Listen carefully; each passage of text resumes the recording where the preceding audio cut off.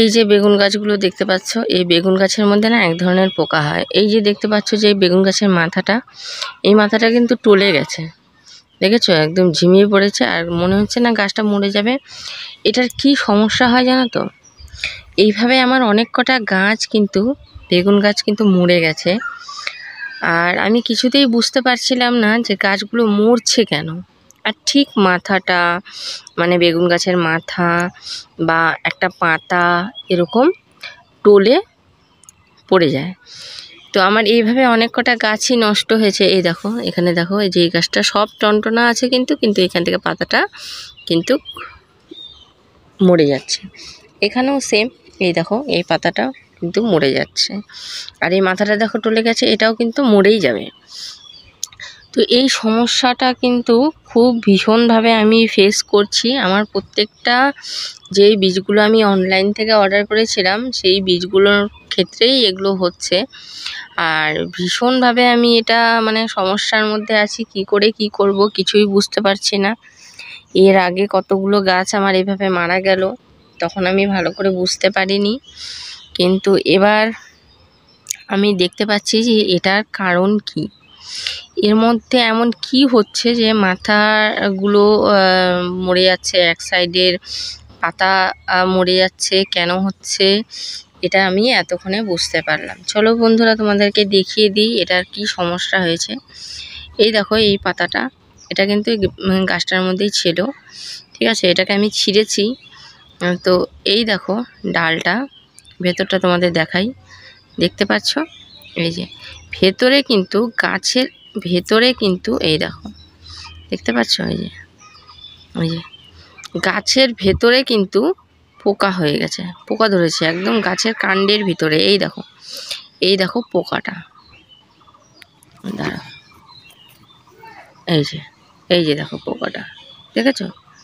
আর এই পোকাটাই কিন্তু গাছের ভেতরের একদম পুরো ঢুকে এই মানে গাছটাকে একদম খোকলা করে দিচ্ছে, রস কষ সব কিছু খেয়ে দিচ্ছে। যার কারণে কিন্তু ঠিক এইরকম ধীরে ধীরে কিন্তু গাছটা শুকিয়ে, এইরকম কিন্তু ধীরে ধীরে গাছটা শুকিয়ে টলে মরে যাচ্ছে। ওপর থেকে একদম ফ্রেশ দেখে তুমি কিছুতেই বুঝতে পারবে না যে এটার ভেতরে, গাছটার ভেতরে কিন্তু ডিস্টার্ব আছে।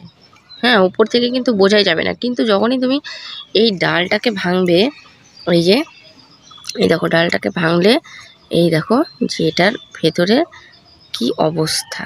এই যে দেখতে পাচ্ছ, দেখেছো? ভেতরে কিন্তু কিচ্ছু নেই, কিচ্ছু নেই, একদম পোকা খেয়ে ওটাকে একদম শেষ করে দিয়েছে, একদম ভেতরে পোকা খেয়ে শেষ করে দিয়েছে। এটার মানে সমস্যা, এই সমস্যার সমাধান কি করে করব বুঝতে পারছি না। আর আমি না রাসায়নিক সার গাছে দিতে আমার একদমই ভালো লাগে না, একদম পছন্দই করি না আমি এটা এখান থেকে কেটে দাঁড়াও।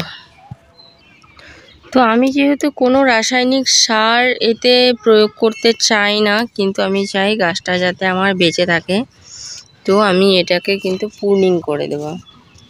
যেখান থেকে এটা ডিস্টার্ব হয়েছে সেটা কিন্তু আমি ওইভাবে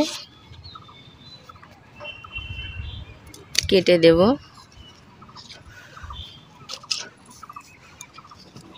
যে এইভাবে কেটে দেব, তাহলে করে যে নতুন, এই যে দেখো না কি, এই দেখো আমাকে কিন্তু গাছটাকে হিসাব মতো এখান থেকেই কাটতে হয়। কারণ কি, এই যে দেখতে পাচ্ছ এই যে এই ডালটাতেও কিন্তু পোকা ধরেছে, তো এটাও কিন্তু আমি রাখতে পারবো না।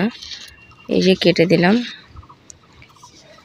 মানে এত কষ্ট আর এত খারাপ লাগে একটা গাছ বোনার পর। এই দেখো এই যেখানে ফুটো হয়ে গেছে, এদিক দিয়ে কিন্তু ভেতরে কিন্তু পোকা, ভেতরে কিন্তু পোকা আছে। এই দেখো, দেখছো গাছের কিন্তু কিচ্ছু নেই, ভেতরে কিন্তু পোকা। তো এটা রেখেও লাভ নেই, গোটা গাছটাকেই মেরে ফেলবে।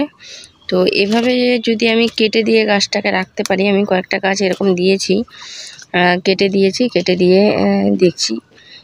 দেখি কি হয়। এটাকে কিন্তু আমি এভাবে করে কেটে দিলাম।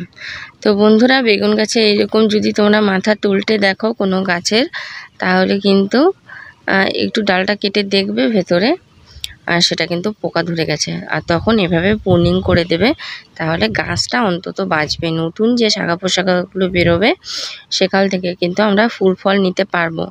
আর যদি আমরা সেইভাবে না করি, আমরা যদি গাছটাকে খেয়াল না করে মেরেই ফেলি সম্পূর্ণ গাছটা, তাহলে কিন্তু আমাদের গাছটাই সম্পূর্ণ গাছটাই কিন্তু নষ্ট হয়ে যাবে। তো চলো বন্ধুরা, আজকের মতো এখানেই, দেখা হচ্ছে নেক্সট ভিডিওতে। টাটা।